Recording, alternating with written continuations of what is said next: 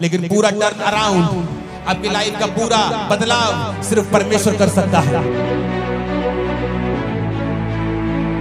A break in prayer, a break in Jesus. आज अगर बदलाव लाना है तो कलीसिया को प्रार्थना करनी होगी। रोना प्रभु को हिला नहीं सकता, विश्वास उसको हिलाता है। बाइबल कहती जब इजरायली लोग प्रार्थना कर रहे थे कि परमेश्वर हमें राजा की गुलामी से छुड़ा, क्योंकि वचन कहता है कि राजा ने उन्हें कठिन कठिन कामों से उनकी जिंदगी को दुखी कर दिया था, बोझ के नीचे उनकी जिंदगी को कर दिया था। और वचन कहता है कि वो परमेश्वर की भविष्यवाणी को याद करने लगे कि प्रभु ने कहा था कि 400 साल के बीतने के बाद मैं अपने लोगों को मिस्र से छुड़ा लूंगा। वो प्रार्थना करने लगे जब 430 साल बीत गए, जब भविष्यवाणी पूरी नहीं हुई, क्योंकि वो नहीं जानते थे कि कोई भी भविष्यवाणी अपने आप पूरी नहीं होती जब तक आप उस भविष्यवाणी के विषय में प्रार्थना नहीं करते या काम नहीं करते। इसलिए नए नियम में लिखा हुआ है कि भविष्यवाणियों को तुच्छ ना जाना जाए, और जो भविष्यवाणी तेरे विषय में की गई हैं उनके अनुसार तू एक अच्छी लड़ाई को लड़े। पौलुस ने अपने बेटे, अपने स्पिरिचुअल संत तिमुथियुस से यह कहा। इसका मतलब भविष्यवाणियां अपने आप पूरी नहीं होती जब तक कि उन भविष्यवाणियों के विषय में लड़ा ना जाए। और हमारी लड़ाई इंसानों से नहीं, किसी पार्टी से नहीं, किसी धर्म से नहीं, बल्कि शैतान से है। और हम परमेश्वर के सामने भी प्रार्थना में लड़ते हैं, जिस तरह याकूब लड़ा था और जीत गया था। तो वचन कहता है कि हमें प्रार्थना करना जरूरी है, और उन भविष्यवाणियों के विषय में जो हमारे लिए की गई हैं उनके लिए भी हमें लड़ना जरूरी है, यानी प्रार्थना में फाइट करना जरूरी है। तो वचन कहता है कि जब वो फंस गए वहां पर, उन्होंने प्रार्थना करनी शुरू की। जब उन्होंने प्रार्थना करनी शुरू की तो परमेश्वर ने अपने दास को भेजा, उन्होंने मूसा को भेजा। और बाइबल कहती है मूसा के वचनों के ऊपर जिन्होंने मन लगाया और यह विश्वास किया कि मूसा अपने आप से नहीं आया है, मूसा परमेश्वर की ओर से आया है, और जो परमेश्वर की ओर से ये वचन कहेगा हम उस वचन के ऊपर यकीन करेंगे और हमारी जिंदगी सेम नहीं रहेगी और हम गुलामी से छुड़ाए जाएंगे। वो गुलामी चाहे बीमारी की हो, वो गुलामी चाहे शैतान की हो, वो गुलामी चाहे मानसिक हो, डिप्रेशन की हो, वो गुलामी किसी भी तरह की हो सकती है आपकी लाइफ में। लेकिन वचन ये कहता है कि जब आप परमेश्वर के वचन को सुनते हैं और फैसला कर लेते हैं कि आज से मैं अपना दिल दिमाग परमेश्वर के वचनों के ऊपर लगाऊंगा, तो वचन कहता है वो गुलामी नहीं रहती। परमेश्वर आपको बंधनों से छुड़ाता है और गुलामी से छुड़ाता है। और उस वचन को जो उसने मूसा को दिया था और लोगों को छुड़ा लिया था, आज मेरा विश्वास है कि परमेश्वर जो वचन आपके लिए देने वाले हैं वो पूरी तरह से आपको और आपके परिवार को छुड़ा लेगा। इस मसीह जिंदगी में क्या सबसे ज्यादा जरूरी है, क्या है सबसे ज्यादा इंपॉर्टेंट हमारी लाइफ में? आज जितने क्रूसेड्स आज तक मैंने किए हैं, मैं one of the most important word मैं आज आप लोगों के लिए लेके आया हूं। कल रात से मैं परमेश्वर की प्रेजेंस में था, अपने परिवार के साथ नहीं था, और प्रभु से कह रहा था कि परमेश्वर तेरा आत्मा मुझ पे जाहिर करे कि तू अपने लोगों से क्या कहना चाहता है। तो वचन कहता है याकूब 5 उसकी 16 से 20 आयत में, इसलिए तुम आपस में एक दूसरे के सामने अपने अपने पापों को मान लो और एक दूसरे के लिए प्रार्थना करो जिससे चंगे हो जाओ। धर्मी जन की प्रार्थना के प्रभाव से बहुत कुछ हो सकता है। एलिया भी तो हमारे समान दुख सुख भोगी मनुष्य था, और उसने गिड़गिड़ाकर प्रार्थना की कि मेह ना बरसे, तो 3.5 साल बारिश यानी मेह नहीं बरसा। फिर उसने प्रार्थना की, आकाश से वर्षा हुई और भूमि फलवंत हुई। हे मेरे भाइयों, यदि तुम में से कोई सत्य के मार्ग से भटक जाए और कोई उसको फेर लाए, तो वह ये जान ले जो किसी भटके हुए पापी को फेर लाएगा, हर एक प्राणी को उस प्राणी को वो मृत्यु से बचाएगा और उसके पापों के ऊपर वो पर्दा डालेगा। सब बोलो आमीन। एक डेविड नाम का व्यक्ति, जिसके अंदर इंडिया को बचाने का बोझ था, जब वो इंडिया में आया तो उसको भाषा नहीं आती थी, लेकिन वो एक बात जानता था कि वचन कहता है कि प्रार्थना के प्रभाव से बहुत कुछ हो सकता है।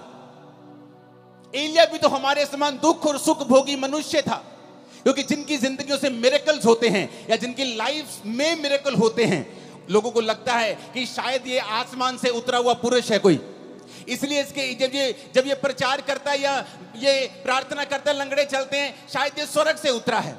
लेकिन वचन ये कहता है, क्या फर्क था एक आम व्यक्ति में और एक एलिया में? एलिया भी तुम्हारे समान दुख सुख भोगी मनुष्य था, यानी उसके जीवन में दुख भी आते थे, उसके जीवन में तुम्हारी तरह सुख भी आते थे। लेकिन बाइबल कहती है कि वो तुम्हारे समान हमारे समान दुख सुख भोगी मनुष्य था। लेकिन जब उसने प्रार्थना की कि मैं ना बरसे, तो मैं नहीं बरसा। अपने पड़ोसी को बोलो, ध्यान से सुन, आज तेरी जिंदगी बदलने वाली है। जब वो परमेश्वर का दास डेविड इंडिया में आया, उसे भाषा नहीं आती थी। उसने कहा कोई बात नहीं, अगर मुझे भाषा नहीं आती तो परमेश्वर तो मेरी प्रार्थना को सुन सकता है। वो कबीले में गया जहां लोग उसके खिलाफ हो गए। वो प्रार्थना करने लगा और उसने अपना जीवन प्रार्थना वाला कर लिया और घुटनों पे आकर रोज घंटों घंटों वो प्रार्थना किया करता था। एक दिन उस कबीले वाले ने सोचा कि ये फॉरेनर हमारे धर्म को बदलने के लिए आया है, जबकि वो ये नहीं जानते थे कि प्रभु यीशु मसीह धर्म को बदलने के लिए नहीं, वो जीवन को बदलने के लिए आए थे। लोगों ने देखा कि ये धर्म बदलने के लिए शायद आया है, तो बहुत से कबीले इकट्ठे होकर उसे मारने के लिए गए। जब उसे मारने के लिए गए, जहां जंगल में वो प्रार्थना कर रहा था, उसके सामने खड़े हो गए और जब उसे मारने लगे तो सांप उन लोगों के सामने आ गए और सांपों ने उन लोगों को, इस डेविड को मारने नहीं दिया। डेविड बहुत लंबा समय नहीं जिया, जल्दी खुदा के पास गया, लेकिन उसकी सेवकाई एक प्रार्थना की सेवकाई थी। और हिस्ट्री कहती है कि उस प्रार्थना के कारण जो उसने रोज रोज परमेश्वर के सामने की, परमेश्वर ने उस कबीले के ऊपर दया की और एक बड़ी बेदारी दी। आज वो सब लोग परमेश्वर में हैं, मसीह में हैं, सच्चाई को जान चुके हैं। जॉन हाइडी नाम का इंसान, जिसे जॉन हाइडी ऑफ इंडिया कहते हैं, जबकि वो इंडियन नहीं था, वो एक अमेरिकन इंसान था। और उसके अंदर एक बोझ पैदा होता है कि मैं जाऊंगा और जो लोग बचे नहीं हुए, जो लोग परमेश्वर में नहीं हैं, जो सच्चाई नहीं जानते, मैं जाऊंगा और उन लोगों को बचाऊंगा। लेकिन उसने प्रार्थना करनी शुरू की। रोज वो 14-14 घंटे वो प्रार्थना करता था। इतनी वो प्रार्थना करता था कि एक दिन जब वो बीमार हो गया, डॉक्टर के पास उसे लेके गए, तो डॉक्टर ने बताया कि आप एक जगह जैसे झुक के जब प्रार्थना करते हैं, आपने इतनी लंबी लंबी प्रार्थनाएं की हैं कि आपका हार्ट जो है वो शिफ्ट हो चुका है और अपनी जगह से थोड़ा दूर जा चुका है, इसलिए आप बीमार हैं। आपके हार्ट की थोड़ी पोजीशन जो है वो चेंज हुई है, आपकी बॉडी में इतने बदलाव हुए हैं। लेकिन डॉक्टरों के कहने के बावजूद भी वो प्रार्थना करता रहा, रोज प्रार्थना करता रहा, अपने घुटनों के ऊपर प्रार्थना करता रहा। और एक समय ऐसा आया कि परमेश्वर ने जिस इलाके में उसको भेजा था, उस इलाके में एक बेदारी शुरू हुई। लाखों लाखों करोड़ों लोग परमेश्वर में आने शुरू हुए। जब आज आप उन इलाकों में जाकर देखेंगे तो 100% 90% लोग मसीह में आ चुके हैं और परमेश्वर को ग्रहण कर चुके हैं। कारण क्या? एक व्यक्ति ने बाइबल के वचनों को समझा। उसने समझा कि एलिया भी हमारे समान दुख और सुख भोगी मनुष्य था, लेकिन उसने फैसला किया कि मैं प्रार्थना करूंगा। एलिया कहां नजर आता है? एलिया कहीं नजर नहीं आता बाइबल में एकदम से आपको। वो कहीं ऐसा नहीं है कि बाइबल में जब पहला राजा की पुस्तक शुरू होती है, दाऊद का जिक्र होता है, दाऊद के बाद पहले शाऊल राजा बनता है, उसके बाद दाऊद राजा बनता है, फिर सुलेमान राजा बनता है, सुलेमान के बाद उसके बेटे राजा बनते हैं, उसके पोते पड़पोते राजा बनते हैं, परमेश्वर में खड़े नहीं रहते, वो गिर जाते हैं। तब तक भी एलिया का जिक्र नहीं आता। लेकिन जब बाइबल कहती है पहला राजा 17 में जब एलिया का जिक्र आता है, पहला राजाओं 17 उसकी 1 से 6, तिशबी एलिया जो गिलाद के परदेशियों में से था, उसने अहाब से कहा। अहाब भी इजराइल का राजा था जिसने इजाबेल से शादी कर ली थी और वो सब कुछ परमेश्वर के वचन के विरोध में कर रहा था और परमेश्वर उससे खुश नहीं था। वचन कहता है कि एलिया एकदम से पहला राजा उस 17 में प्रकट होता है। उससे पहले एलिया की कोई जानकारी नहीं थी। एलिया कोई वीआईपी इंसान नहीं था। एलिया कोई राजाओं के खानदान से नहीं था। एलिया किसी प्रॉफिट्स के खानदान से नहीं था। लेकिन एकदम से वो प्रकट होता है और ये कहते हैं तिशबी एलिया।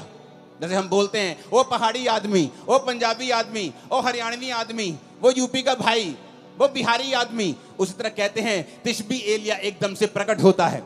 इजराइल के परमेश्वर के नाम में शपथ खाकर वो राजा के सामने जाके बोलता है कि राजा मेरे कहे बिना ना तो बारिश आएगी ना तो ओस पड़ेगी। लेकिन उससे पहले वो एक बात और कहता है एक आयत में तिशबी एलिया जो गिलाद के परदेशियों में से था, उसने अहाब से कहा इज़राइल का परमेश्वर यहोवा जिसके सम्मुख में उपस्थित रहता हूं। एलिया कहता मैं आया हूं राजा, उस परमेश्वर के सामने जिसके सामने मैं उपस्थित रहता हूं। ऐसा जन जिसके कहने से आसमान बारिश देना बंद कर गया 3.5 साल। एक ऐसा पुरुष जिसने प्रार्थना की और आसमान खुल गया फिर 3.5 साल बाद।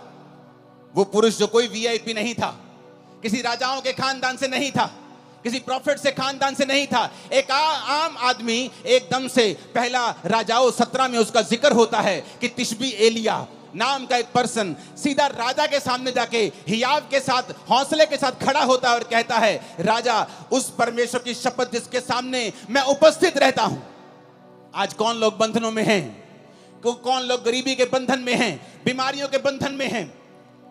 कौन लोग हैं जिनको शैतान सताता है? ये वो लोग हैं जो परमेश्वर के सामने घुटनों को नहीं टेकते हैं, जो एक दिन तो प्रार्थना करते हैं, दूसरे दिन प्रार्थना करना छोड़ देते हैं, जो एक दिन तो चर्च जाते हैं, उसके बाद दूसरे संडे छुट्टी कर लेते हैं, जिनको ये नहीं मालूम कि आपके पास एक पावरफुल हथियार है, प्रार्थना करने का हथियार। आपके पास अधिकार है, आपके प्रार्थना के प्रभाव से बाइबल कहती है बहुत कुछ हो सकता है। लेकिन आज शैतान ने विश्वासियों को भटका दिया है। आपका फोन आपकी प्रार्थना का स्थान ले चुका है। आपका व्हाट्सएप, आपकी फेसबुक और इंस्टाग्राम आपकी प्रार्थना का स्थान ले चुका है। जब भी आप प्रार्थना करने के लिए बैठते हैं, आपको काम याद आता है, आपको व्हाट्सएप याद आता है, आपकी मम्मी आपको कॉल करने लगती है, आपकी बेटी आपको तंग करने लगती है, क्योंकि शैतान नहीं चाहता आप प्रार्थना करें। तिशबी एलिया, बाइबल कहती है, एक आम इंसान था। आप सोचते हैं मैं एक आम इंसान हूं, मैं कैसे अपनी जिंदगी को बदल सकता हूं? मेरा परदादा भी गरीब था, मेरा दादा भी गरीब था, मेरा बाप भी दिहाड़ी करता था, मैं भी गरीब हूं, तो परमेश्वर मुझे कैसे, हमारे परिवार में इतने सालों से चल रहा, कैसे बदल सकता है? लेकिन वचन कहता है एलिया भी तुम्हारे समान दुख और सुख भोगी मनुष्य था, लेकिन जब उसने प्रार्थना की मेघ बरसे तो मेघ नहीं बरसा, जब उसने प्रार्थना की मेघ बरसे तो मेघ बरसा। ऊंची आवाज में बोलो हालेलुया। हम प्रार्थना के महत्व को समझते हैं। एक पास्टर प्रार्थना कर रहा था और काम कर रहा था। बहुत साल उसने सेवा की, लेकिन इतने रूहें नहीं बचा पाया। उसको आंखों का रोग हो गया। जब आंखों का रोग हो गया, उसने कहा अब तो मैं सेवा नहीं कर सकता, लेकिन मैं प्रार्थना करूंगा। और उसने प्रार्थना करनी शुरू कर दी। जब उसने प्रार्थना करनी शुरू की, परमेश्वर ने एक पास्टर, 2 पास्टर भाई थे, उनके दिल में डाला कि वो जाएं और उस जगह के ऊपर प्रचार करें। और हिस्ट्री बताती है कि जब उसने प्रार्थना की तो रिवाइवल शुरू हुआ। वो 16-16 घंटे, 14-14 घंटे रोज प्रार्थना करता था।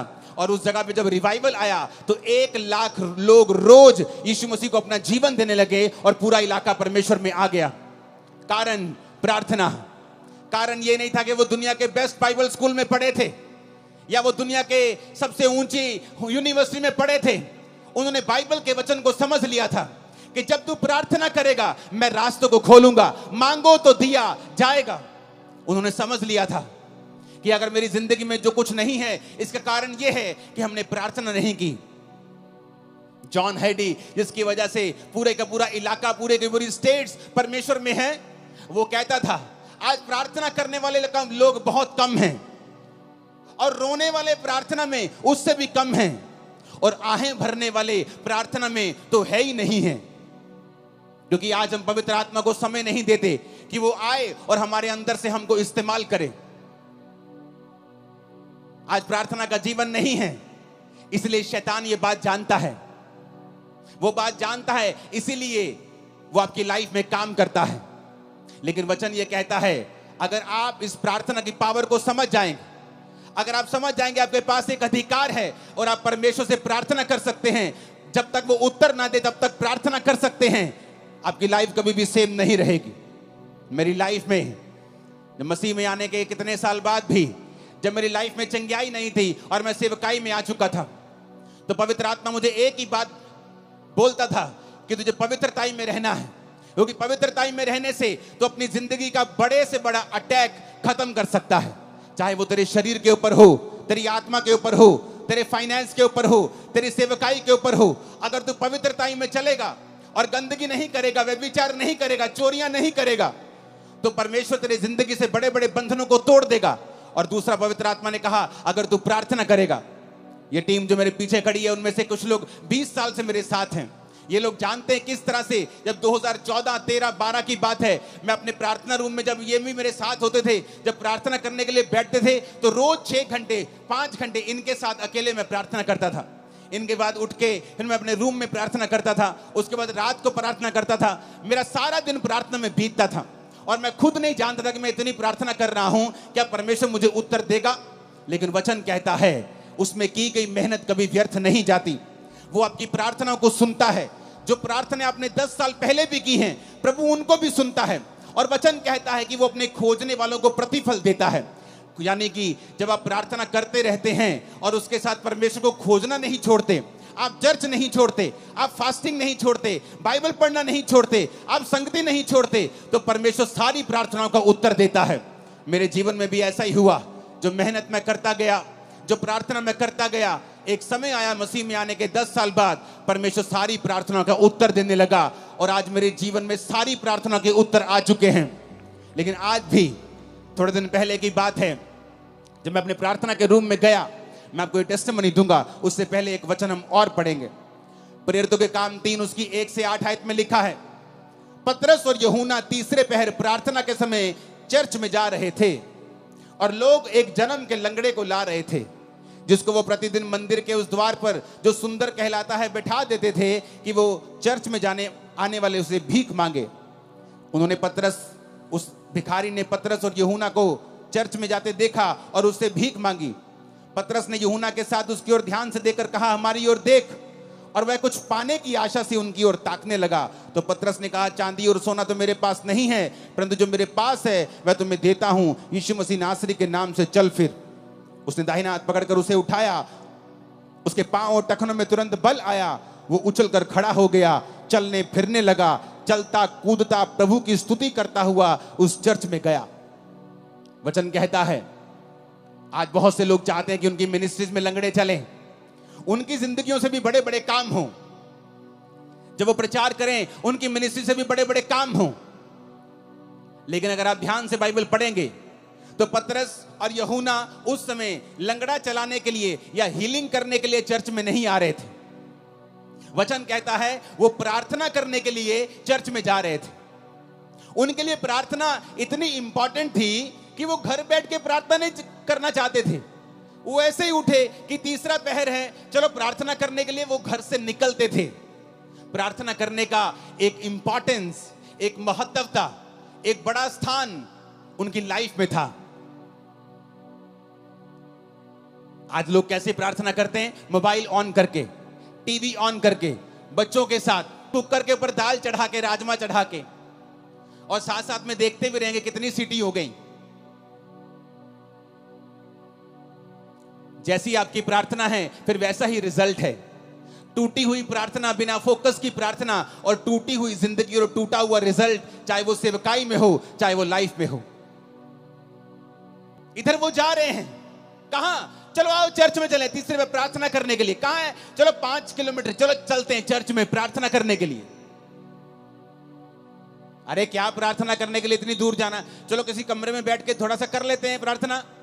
इंपॉर्टेंस, महत्वता, प्रार्थना के जीवन को कीमती समझना, उसे स्पेशल समझना। अफ्रीका के जाके हिस्ट्री देखो, जिन पास्टर्स ने उन्हें बदला है वो अपनी जिंदगी में 90-92% अपना पैसा परमेश्वर को देते, सिर्फ 8% रखते थे अपने पास। 14 घंटे रोज प्रार्थना करते थे और बोलते थे कि जिस पास्टर की प्रार्थना 8 घंटे से कम है वो अपने आप को फुल टाइम पास्टर बोलना बंद कर दे। और बोलते थे कि जब हम प्रार्थना नहीं करते थे, जोर जोर से बोलते थे, लोग समझते नहीं थे। जब हम प्रार्थना करके जाते थे तो हम जो भी बोलते थे लोगों के हृदय में जाता था और लोग चेंज होते थे। कारण क्या? प्रार्थना। पतरस और यूहन्ना प्रार्थना करने के लिए जा रहे हैं। कोई लंगड़ा चलाने के लिए नहीं जा रहे, हीलिंग करने के लिए नहीं जा रहे, प्रार्थना करने के लिए जा रहे हैं। और रास्ते में लंगड़ा मिलता है, उनकी ओर देखता है और पैसे की आशा से, कुछ पाने की आशा से देखता है। वो कहता है भाई साहब पैसा तो मेरे पास नहीं है, हाँ चर्च का पड़ा होगा बहुत, लेकिन मेरे पास तो अपना नहीं है पर्सनल, मैं तुझे पैसा तो नहीं दे सकता, लेकिन वो दे सकता हूं जो तुझे सबसे अधिक चाहिए। यीशु मसीह नासरी के नाम से उठ और चल फिर। आप जानते लोगों ने इस मिरेकल के बाद पतरस और यूहन्ना को पकड़ लिया। कहते ये अनपढ़ और साधारण मनुष्य हैं, इनकी जिंदगी से इतना बड़ा काम कैसे हो सकता है। कुछ लोग बोले नहीं नहीं, अनपढ़ साधारण मनुष्य तो हैं, पर ये यीशु के साथ रहे हैं। यीशु ने उन्हें 3.5 साल प्रार्थना करना सिखाया है, परमेश्वर के संग चलना सिखाया है। और वचन कहता है कि जब वो प्रार्थना करने के लिए चर्च में जा रहे थे तो रास्ते में लंगड़ा चलाया गया। इतना बड़ा मिरेकल हुआ कि पूरा स्थान चेंज हो गया। यरूशलेम में परमेश्वर के नाम का डंका बजने लगा। कारण प्रार्थना। ऊंची आवाज से बोलो प्रार्थना। नहीं, ऊंची आवाज में, सबसे ऊंचा बोलो प्रार्थना। प्रेरितों के काम 16 उसकी 13 से 15 आयत में लिखा है, सब्त के दिन हम नगर के फाटक के बाहर नदी के किनारे ये समझकर गए कि वहां प्रार्थना करने का स्थान होगा, और वहां बैठकर उन स्त्रियों से जो इकट्ठी हुई थी बातें करने लगे। लुदिया नामक थुआतीरा नगर की एक बैंगनी वस्त्र बेचने वाली एक भक्त स्त्री सुन रही थी, और प्रभु ने उसका मन खोला कि पौलुस की बातों पर वो मन लगाए। उसने अपने घराने समेत उससे बपतिस्मा लिया और विनती की, यदि तुम मुझे प्रभु की विश्वासनी समझते हो तो चलकर मेरे घर में रहो, और वह उन्हें मना कर ले गई। अब यहां पर क्या होता है, यहां पर पौलुस नगर के फाटक के बाहर इसलिए जा रहा है। पुराने टाइम में नगर में फाटक होते थे, शहर बनाई होती थी या फाटक होते थे, तो वो फाटक के बाहर जाना चाहता था, नगर के बाहर, ताकि वो वहां पर प्रार्थना कर सके। नगर के अंदर भी प्रार्थना वो कर सकता था, लेकिन क्यों आज प्रेरितों के काम वाले मिरेकल्स चर्चिस में नहीं होते हैं? क्योंकि वैसी इंपॉर्टेंस परमेश्वर को चर्चों में नहीं दी जाती है। पास्टर्स की लाइफ में भी वैसी इंपॉर्टेंस प्रार्थना की नहीं रही जैसे प्रेरितों के टाइम में हुआ करती थी। वो प्रार्थना किसी घर में भी कर सकते थे, लेकिन बाइबल कहती शाम को स्पेशल वो उठ के गए नगर से बाहर। तब ऐसा भी नहीं था कि गाड़ियां थी, बड़ी बड़ी गाड़ियां थी कि 10 मिनट लगेंगे, चलो गाड़ी में चलते हैं। चल के जाते थे, गधों पे जाते थे, घोड़ों पे जाते थे लोग। तो वचन कहता है कि वो नगर के फाटक के बाहर नदी के किनारे ये समझ के गए कि यहां कोई प्रार्थना करने का स्थान होगा। आओ हम कहीं अकेले एकांत में, जहां कोई हमें देखे ना, हम बैठकर परमेश्वर के सामने प्रार्थना कर सकें। पौलुस को किसी चीज की जरूरत नहीं थी, कोई उसको बीमारी नहीं थी, उसको कोई बरकत नहीं चाहिए थी, लेकिन परमेश्वर के साथ एक रिलेशनशिप, प्रभु के साथ एक संबंध। प्रार्थना उसका रिजल्ट है कि जब आप परमेश्वर के साथ जुड़ जाते हैं, आप रोज उसके साथ समय बिताना चाहते हैं। और वो जा रहा है नगर के बाहर, और नगर के बाहर नदी के किनारे कि यहां कोई प्रार्थना करने का स्थान होगा। और वहां पर उसे एक औरत मिलती है जो बहुत अमीर थी, बहुत ही ऐसी औरत जिसका समाज में एक प्रभाव था। और वो परमेश्वर के वचन जब वो बातें करने लगता है, ये समझ गया कि यहाँ कोई नहीं होगा, लेकिन वहां पे बहुत सी औरतें होती हैं। तो पौलुस प्रचार करने लगता है, और वो औरत भी ध्यान से सुनने लगती है। और जैसे जैसे वो सुनने लगती है, परमेश्वर का आत्मा उसे छूता है, और जब उसको छूता है उसका घराना और वो बपतिस्मा लेने लगते हैं, और बपतिस्मा लेके पौलुस को अपने घर ले जाते हैं। हमें क्या शिक्षा मिलती है यहां से? कि पौलुस भी प्रचार करने के लिए वहां नहीं गया, पौलुस भी प्रार्थना करने के लिए वहां जा रहा था। लेकिन जब वो प्रार्थना करने के लिए वहां जा रहा था तो वहां उसे प्रचार करने का मौका मिला। पतरस भी प्रार्थना करने के लिए चर्च में जा रहा था, लेकिन वहां उसे चंगाई करने का मौका मिला। तो हम क्या देखते हैं? वो सेवकाइयां जिनकी सेवकाइयों से ज्यादा हीलिंग्स होती हैं, और रूहें भी उन्हीं सेवकाइयों में बचती हैं जिन्होंने प्रार्थना को प्रथम स्थान दिया हुआ है, जिनकी जिंदगी में प्रार्थना प्रथम स्थान के ऊपर है। जो लंगड़ा चलाने के लिए प्रार्थना नहीं कर रहे, वो प्रार्थना करने के परमेश्वर के सामने उन्हें जाना है। वो प्रचार करने के लिए बाइबल नहीं पढ़ रहे, वो पढ़ रहे हैं क्योंकि परमेश्वर के साथ उन्हें समय बिताना है। और प्रार्थना करने के लिए नदी के किनारे कहीं बाहर जा रहा है, और परमेश्वर उसे वहां पर मौका देता है कि वो प्रीच करे। यानी रूहें भी प्रार्थना करने का रिजल्ट है, रूहें बचना, और चंगाई भी प्रार्थना करने वाली मिनिस्ट्री का ही रिजल्ट है। आज हम भूल चुके हैं। एज ए बिलीवर हमारा पहला काम है परमेश्वर के सामने रोज जाना और प्रार्थना करना, क्योंकि शैतान कुछ भी करेगा, आपकी प्रार्थना के जीवन को वो खत्म करने की कोशिश करेगा। क्योंकि जिस दिन आपकी प्रार्थना लग गई, प्रार्थना में ब्रेक लग गई, उस दिन जीसस से आपकी ब्रेक लग गई। A break in prayer, a break in Jesus. प्रार्थना में ब्रेक का मतलब है जीसस से ब्रेक लग जाना। शैतान ये बात को जानता है। बाइबल पढ़ के देख लो, जहां जहां प्रार्थना हुई वहां वहां परमेश्वर ने बहुत सी चीजों को बदला है। जिन्होंने प्रार्थना नहीं की वो विष मांगते रह गए हैं। आपका परमेश्वर परमेश्वर है, वो जीनी नहीं है कि आप उस रगड़ेंगे और वो निकलेगा और आप कहेंगे मुझे ये चाहिए। वो परमेश्वर है, उसका वचन कहता है मांगो तो दिया जाएगा, ढूंढो तो तुम पाओगे, खटखटाओ तो तुम्हारे लिए खोला जाएगा। तुमने कंप्लेंट की है अपने पास्टर से, अपने पति की कि ये नशा करता है, अपने बेटे की नशा करता है, लेकिन कभी प्रार्थना नहीं की। हाँ मैंने की है प्रार्थना। कितनी देर? आधा घंटा। एक बार की? अच्छा रोज की? हाँ मैंने 2 महीने की। उसके बाद मैंने प्रार्थना करनी बंद कर दी। मैं चर्च में भी कम जाती हूँ, कभी कभी जाती हूँ बड़ी मीटिंग में, लेकिन मैं पास्टर को रोज फोन करके तंग करती हूँ कि मेरे लिए, मेरे बेटे के लिए प्रार्थना करना। वचन कहता हर एक व्यक्ति अपना बोझ स्वयं उठाएगा। आपका पास्टर आपको वचन देगा, हाँ वो आपके बेटे के लिए प्रार्थना भी करेगा, लेकिन परमेश्वर ने आपकी ड्यूटी लगाई है, तू बच, तेरा घराना बचाया जाएगा। तू कैसे बचेगा, तू कैसे बचेगी अगर तेरी प्रार्थना जीरो है तो? एक आदमी को परमेश्वर ने कहा मैं तुझे इस्तेमाल करूंगा, इस जगह पे, इस नगर में, इस देश में तुझे इस्तेमाल करूंगा। वो चला गया। पवित्र आत्मा ने कहा प्रार्थना करनी पड़ेगी। प्रार्थना करता था रोज, क्योंकि उसको चर्च से पैसा नहीं लेना था, तो वो शाम तक काम करता था, शाम के बाद आता था और प्रार्थना करता था। जब कुछ साल रिजल्ट नहीं आया तो उसने फैसला किया कि अब मैं काम नहीं करूंगा, अब मैं सिर्फ प्रार्थना करूंगा। तो परमेश्वर ने उसका कुछ इंतजाम किया, कुछ रिटायरमेंट का इंतजाम किया, पैसों का इंतजाम किया कि वो 24 घंटे प्रार्थना कर सके, और वो लगातार उस देश के लिए प्रार्थना करने लगा। 7 साल के बाद जब वो लगातार प्रार्थना करने लगा, उस देश में एक लॉ पास हो गया, सारे वेश्या के अड्डे, सारी दारू की दुकानें बंद हो गईं, और देश के 99% लोगों ने परमेश्वर को ग्रहण कर लिया। उसकी इंटरव्यू हुई, लोग उसके पास आके पूछने लगे क्या किया आपने, आपने ऐसा क्या किया कि ये सारे लोग परमेश्वर में आ गए? उसने कहा आओ मैं तुम्हें दिखाता हूं। वो अपने प्रार्थना के कमरे में उन्हें ले गया, और लकड़ी का कालीन था, सॉलिड लकड़ी का, और उसमें घुटनों के निशान पड़े हुए थे। उसने कहा ये मेरा मूल्य है परमेश्वर के सामने, जो मैंने इन लोगों के लिए प्रार्थना की है, और परमेश्वर ने मेरी प्रार्थना को सुना है। आप अकेला प्रचार करेंगे बिना प्रार्थना के, बिना प्रभु की हुजूरी के, लोगों के हृदय कभी छिदेंगे नहीं, वो कभी परमेश्वर को ग्रहण नहीं कर पाएंगे, कभी परमेश्वर के वचन को समझ नहीं पाएंगे। आपको पवित्र आत्मा की फायर और ताकत चाहिए आपके प्रचार के पीछे, कि वो लोगों के हृदयों में जाए, और वो आज से वायदा करके जाए कि परमेश्वर आज से कुछ भी हो जाए, मैं रोज प्रार्थना करूंगा, घंटों घंटों प्रार्थना करूंगा, तेरी हजूरी में आऊंगा, और मैं आपको वायदा करता हूं अगले कुछ महीनों और सालों के अंदर अंदर वो आपको छुड़ाएगा और सबसे ऊंचे स्थान के ऊपर लेके जाएगा। वो आपकी बेइज्जती को पूरी लाइफ के लिए खत्म कर देगा, आपकी लाइफ में नई शुरुआत को वो देगा। आमीन। ऊंचा और खतरनाक वाला चाहिए चर्च। ऊंची आवाज में हालेलुया बोलो 7 बार, जरा ऊंची आवाज में।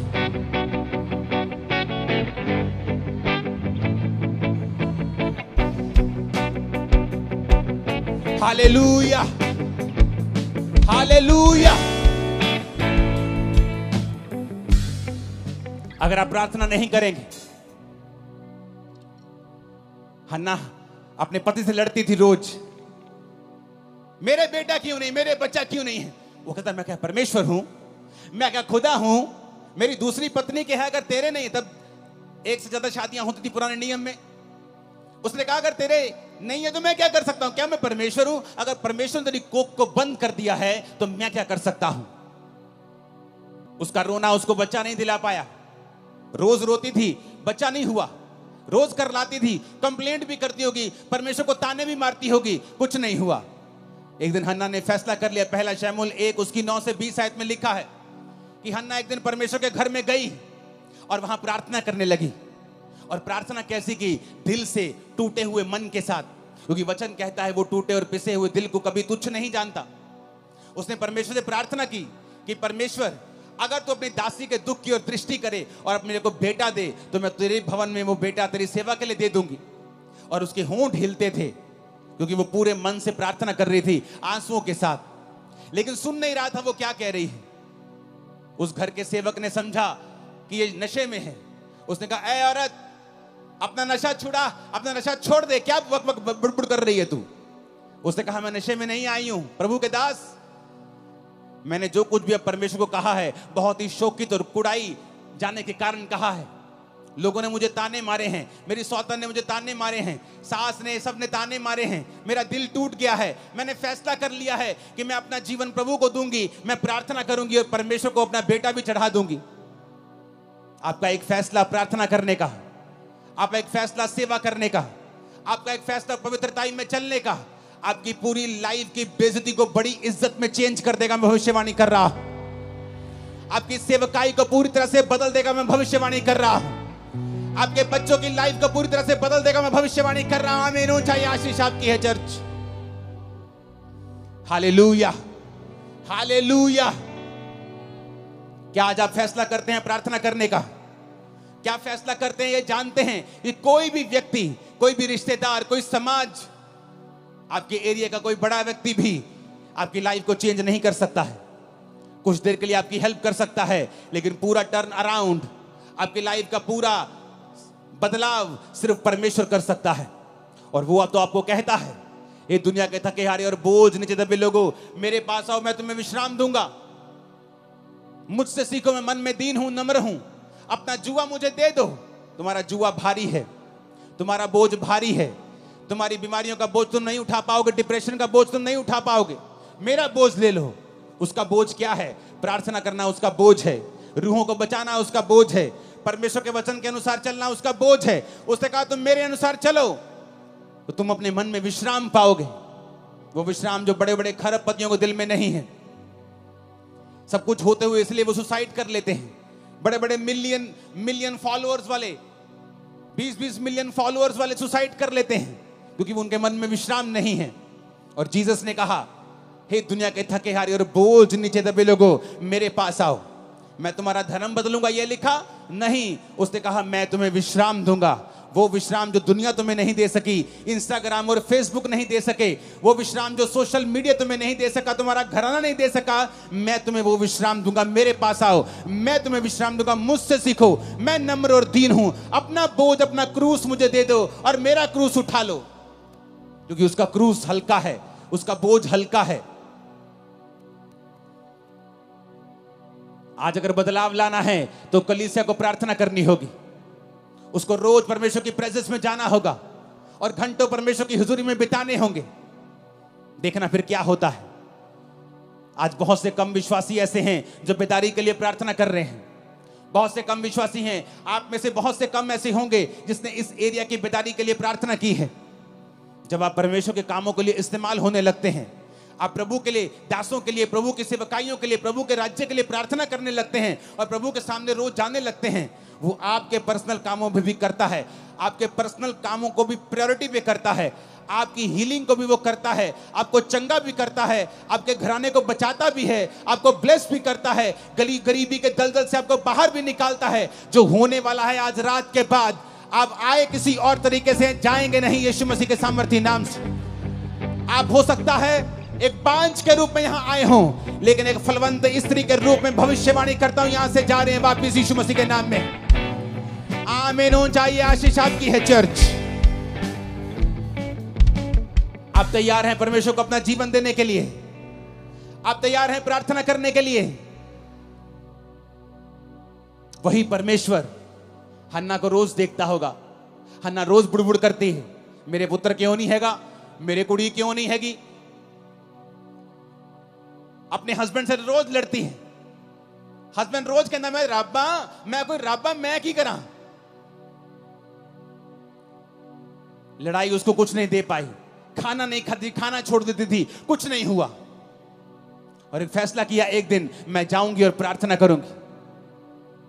सब कुछ बदल गया। मेरी लाइफ, मेरी सेवकाई प्रार्थना से बदली है। सब कुछ प्रार्थना से बदला है, परमेश्वर ने किया है। जब आप अपनी रिक्वेस्ट को, विनती को धन्यवाद के सहित परमेश्वर के सामने ले जाएंगे, उसने कहा मेरी शांति तो तेरी समझ से परे है, तेरे अंदर वास करेगी, तेरे विचारों को सुरक्षित रखेगी। आज हम बेचैनी में घूमते हैं, हर टाइम बेचैनी, हर टाइम चिंता, हर टाइम चिंता, हर टाइम वरी। क्यों? क्योंकि हम प्रार्थना करने वाले लोग नहीं हैं। अगर हम प्रार्थना करेंगे तो चिंता नहीं रहेगी, प्रार्थना करेंगे डिप्रेशन नहीं रहेगा, प्रार्थना करेंगे बीमारियां नहीं होंगी, क्योंकि बाइबल कहती है मुझ में की गई मेहनत कभी व्यर्थ नहीं होती। परमेश्वर ने कहा जब मैं परमेश्वर में आया और प्रभु के बारे में मुझे मालूम हुआ, जब पहली प्रार्थना मेरे सिर पर हाथ रख के हुई थी, मैं कंप्यूटर इंजीनियर था, तब पहली प्रार्थना में समझ आ गई थी, क्योंकि मैं सब जगहों पे जा चुका था, सुसाइड करने वाला था, लेकिन ये बीमारियां और ये डिप्रेशन, नशे मुझे छोड़ के नहीं जा रहे थे। जिस दिन पहली प्रार्थना में समझ आ गई थी कि मेरे जीवन में सचमुच परमेश्वर बड़े काम कर सकता है, जो पहला करंट मुझे प्रार्थना का लगा था, उससे मुझे समझ आ गई थी, लेकिन मैं हील नहीं हुआ, चंगा नहीं हुआ। और एक दिन पवित्र आत्मा ने मुझसे कहा वचन के जरिए, क्योंकि वचन मुझे पढ़ना पड़ता था, नहीं तो मेंटली अपसेट के अटैक होते थे मुझे, तो बाइबल पढ़ने से मेरे वो ठीक हो जाते थे। तो बाइबल पढ़ते पढ़ते वचन आया, हे मेरे प्रिय भाइयों, हियाव बांधो, दृढ़ रहो, क्योंकि तुम जानते हो मसीह में की गई मेहनत कभी व्यर्थ नहीं जाती। यहां लगा यह वचन दिल में, रेमा बन गया, मेहनत करनी शुरू की, 40 रोजे रखे, साल में 1 बार, 2 बार, 3 बार, 4 बार, 5 बार, 5वीं बार या 6ठी बार रोजे थे तो परमेश्वर ने मुझे छुआ और 2005 में उस डिप्रेशन से पूरी तरह आजाद कर दिया। आज 25 हो चुका, 20 साल से मैं पूरी तरह से आजाद हूं, नशे से, डिप्रेशन से। कारण क्या? प्रार्थना, जो परमेश्वर ने हमें अधिकार दिए हैं।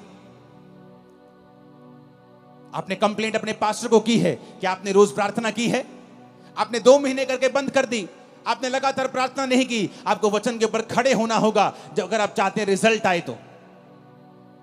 संविधान में लिखा है अगर रजिस्ट्री आपके मकान की आपके नाम पर है तो कोई उस पर कब्जा नहीं कर सकता, लेकिन लोग कब्जा फिर भी कर लेते हैं। फिर आप क्या करते हैं? रोते हैं। क्या रोने से घर छूट जाएगा? आप लड़ेंगे, वो गैर कानूनी है। क्या करेंगे? आप केस करेंगे, कोर्ट में जाएंगे, संविधान के मुताबिक बताएंगे जज को संविधान में ये लिखा है और ये लॉ के मुताबिक ये मेरा मकान है। लेकिन आपको ये भूल गया कि बाइबल आपका संविधान है।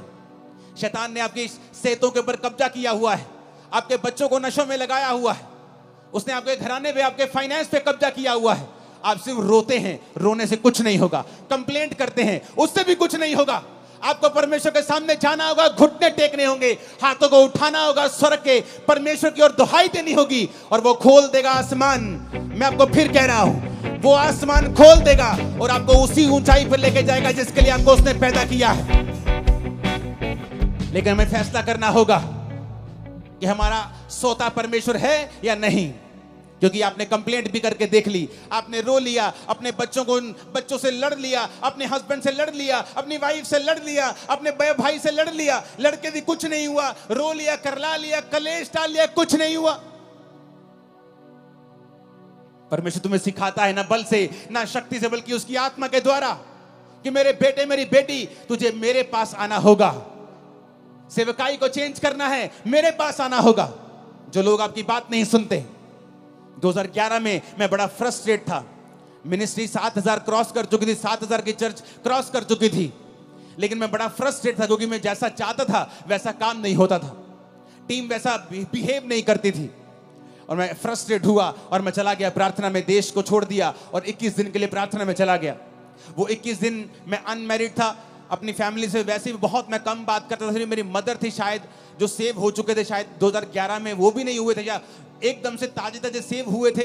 कोई फैमिली मेंबर मुझसे बात नहीं करता था। बस 21 दिन सिर्फ प्रार्थना की।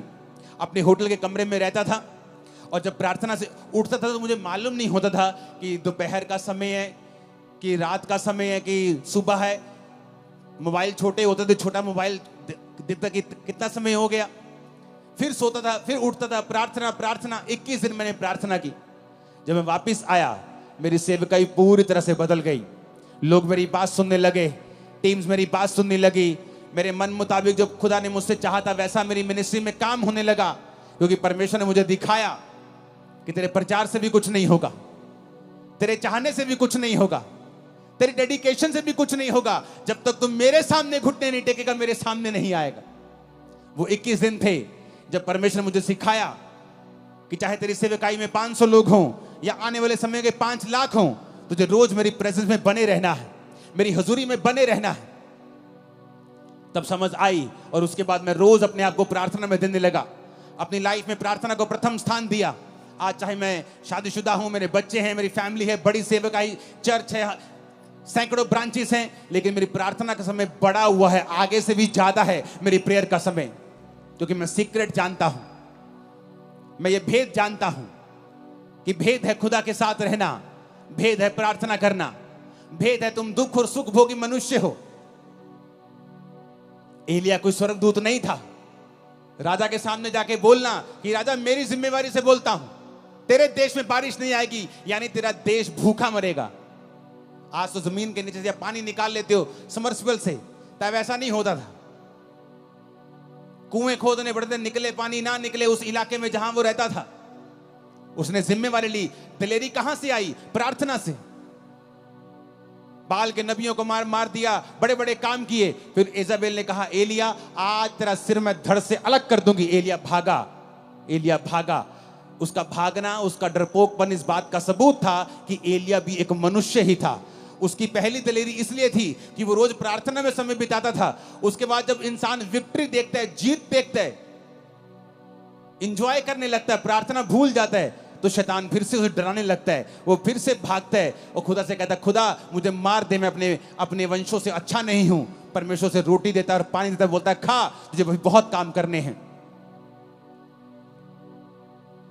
यानी एलिया भी स्वर्गदूत नहीं था, नहीं तो वो भागता थोड़ी उस राजा से डरा नहीं, राजा की वाइफ से डर गया वो। प्रार्थना, प्रेयर्स। जब बड़े बड़े क्रूसेड्स होते हैं, लाखों लोग आते हैं क्रूसेड्स, लोग बोलते हैं अगले दिन आओ एंजॉय करते हैं, चलो आनंद मनाते हैं। हाँ आनंद करो, कोई बात नहीं, लेकिन अगली मीटिंग के लिए मुझे फिर खुदा के प्रेजेंस में ही जाना है, क्योंकि पिछले मसे से मैं अगला संडे नहीं चला सकता हूं। मैं अपने सोर्स को समझता हूं, अपने सोते को समझता हूं कि वो परमेश्वर है। जिस दिन आप ये समझ जाएंगे कि सब बातें परमेश्वर की ओर से होंगी। आप पौलुस को पढ़ के देखो, जब वचन कहता है कि उस औरत ने बपतिस्मा लिया, उसके घराने ने बपतिस्मा लिया, उसके बाद पढ़ के देखो क्या हुआ। अगर आप 16 से लेकर 40 आयत तक पढ़ेंगे प्रेरितों के काम की, आपको मालूम होगा उसके बाद पौलुस की जिंदगी में बहुत से रास्ते परमेश्वर ने खोले।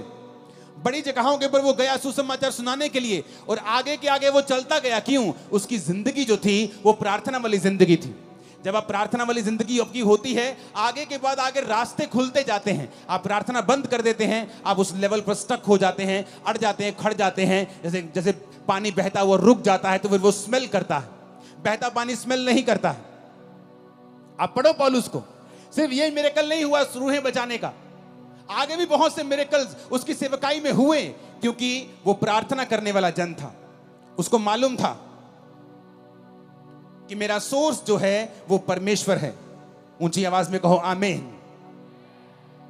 आप पढ़ो अपनी बाइबल को, रोज देखो कि कब कब प्रार्थना हुई है और कहां कहां प्रार्थना का रिजल्ट उनकी लाइफ में कैसा आया है। आप फिर समझ जाएंगे दुनिया की बड़ी बड़ी बेदारियां प्रार्थना से शुरू हुई। ये आज भी जो लाखों लोग यहां बैठे हैं, ये भी प्रार्थना का ही नतीजा है जो लोगों ने की है कि यहां बेदारी आए। हालेलुया। अगर आप वहां पे देखेंगे तो उसके बाद 16 आयत से, प्रेरितों के काम 16 उसकी 16 आयत से एक दुष्ट आत्मा को पौलुस निकालता है। जब वो जा रहा था, जो भविष्यवाणी करती थी फेक थी। उसके बाद पौलुस और सिलास को पकड़ लिया जाता है और बंदी गृह में बंद कर देते हैं। वहां भी वो प्रार्थना और धन्यवाद करते हैं। वहां का दरोगा, वहां के लोग जब भूकंप देखते हैं उस जेल में और परमेश्वर छुड़ा लेता है, उनको भी वहां बचाता है। देखो कितने मिरेकल जुड़े हुए हैं इसी घटना के साथ। कैसे हुए? प्रेयर्स के कारण, कि वो जानते हैं अगर हम प्रार्थना करेंगे तो स्वर्ग खुलेगा। प्रभु यीशु मसीह उससे ऊपर तो कोई नहीं है, लेकिन वचन कहता है 12 चेले चुनने से पहले प्रभु यीशु मसीह ने सारी रात प्रार्थना की। अगर वो परमेश्वर है तो फिर प्रार्थना करने की क्या जरूरत है? उसे सब मालूम है। लेकिन बाइबल कहती है वो संपूर्ण मनुष्य भी था और संपूर्ण परमेश्वर भी था, इसलिए उसे मनुष्य का पुत्र भी कहा जाता है और परमेश्वर का पुत्र भी कहा जाता है। सारी रात प्रार्थना की। कल आपकी बेटी का रिश्ता होने जा रहा है। आज रात को आप क्या कर रहे हैं? आप टीवी देख रहे हैं। कल आपने बड़े इंपॉर्टेंट काम के लिए जाना है। आज रात आप क्या कर रहे हैं? आप व्हाट्सएप पे हैं, आप इंस्टाग्राम पे रील्स देख रहे हैं। जिसकी तो रील्स देख रहे हैं उसको तो पैसे मिल रहे हैं, जिसको तो यूट्यूब पे आप फॉलो कर रहे हैं उसको तो पैसा मिल रहा है। आपको क्या मिल रहा है? इतने वेले मत बनो कि तुम अपने वैल्यू को, अपने टाइम की वैल्यू को पहचान ना सको। जो आज दुनिया में जिन्होंने कुछ किया है, उनके 4 हाथ और 2 दिमाग और 4 आंखें नहीं है। हमारी तरह 2 आंखें और 2 हाथ और 1 दिमाग ही है। अपने समय का सदुपयोग करो, उसे परमेश्वर में इन्वेस्ट करो, लगाओ उसे परमेश्वर में, और आप अच्छा समय काटने वाले हैं। मैं भविष्यवाणी करके जा रहा हूं, अच्छा समय मुकेरिया चर्च आप काटने वाले हैं। आमीन ऊंचा चाहिए। हालेलुया। पढ़ो बाइबल, देखो क्या हुआ है प्रार्थनाओं के बाद। आप ध्यान से बाइबल पढ़ेंगे, इस स्थिति से पढ़ेंगे कि मैं पढ़ना चाहता हूं, मैं देखना चाहता हूं क्या हुआ है प्रार्थना करने के बाद। कितने बदलाव आए हैं सेवकाइयों में, पर्सनल लाइफ में, मैरिड लाइफ में, बच्चों की जिंदगी में, फाइनेंशियल लाइफ में, सोशल लाइफ में। बहुत से बदलाव आप देखेंगे जिस दिन आप प्रार्थना करने का मन बना लेंगे। मैं करता जी, मैं नहीं करता जी प्रेयर, मेरी वाइफ बहुत करती प्रेयर। और वचन क्या कहता है कि आदमी को लीड करने के लिए चुना गया है। जब आदमी, घर का आदमी लीड नहीं करेगा, वो घर कहीं नहीं पहुंचेगा। औरत को जो आदमी लीड कर रहा है उसे संभालने का मसा दिया गया है। आज अगर इस सेवकाई में सैकड़ों ब्रांचेस हैं, उन्हें संभालने वाला मैं नहीं हूं, मेरी वाइफ है। स्पिरिचुअल सेवकाई करने वाला, प्रोटोकॉल बनाने वाला, दर्शन दिखाने वाला, आगे लेके जाना है, वो मेरा काम है। प्रभु क्या चाहता है, क्या बनाना है, नया क्या करना है, वो मेरा काम है। लेकिन जिस घर का आदमी प्रार्थना में नहीं होगा, यानी उस घर का अगुआ डेड है, तो फिर जो उस घर में है बस वाइफ वही संभाल के रखेगी। अगर वो उसके पास 200 है तो वो 200 को संभाल के रखेगी, 500 है तो 500 को संभाल के रखेगी, क्योंकि तुमने परमेश्वर से अगुवाई नहीं पाई है कि तुम आगे बढ़ सको। तुम आगे बढ़ोगे, तुम्हारी वाइफ उसे संभाल के रखेगी, पर तुम आगे तब बढ़ोगे जब परमेश्वर तुम्हारी आंखें खोलेगा और तुम्हारी अगुवाई करेगा। अब्राहम ने जब हाजिरा को निकाल दिया, इस्माइल को निकाल दिया, तो हाजिरा एक जगह जब रोटी पानी खत्म हो गया तो रोने लगी, और रोने लगी तो परमेश्वर ने कहा हाजिरा मत रो, क्योंकि मैंने उस लड़के की प्रार्थना को सुना है। उसने कहा, उसने ये नहीं कहा हाजिरा तेरे रोने को मैंने देखा है। स्वर्गदूत कहता तेरे को नहीं देखा मैंने, तू रोना परमेश्वर को हिला नहीं सकता।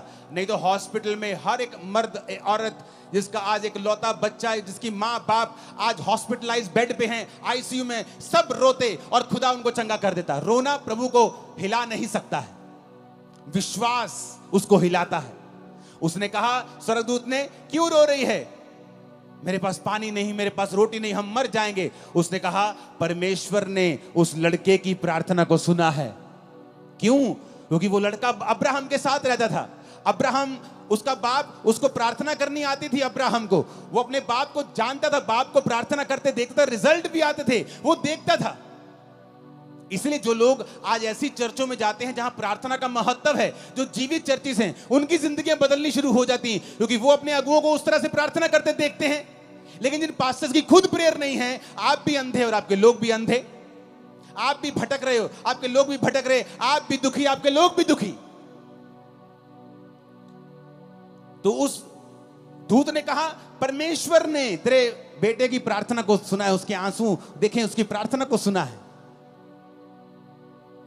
और पास में एक कुआं दिखाई दिया, उसकी आंखें लिखा खोल दी, यानी चंगाई उसके पास थी। लेकिन जब आंखें बंद होती हैं आपको कुछ नजर नहीं आता है।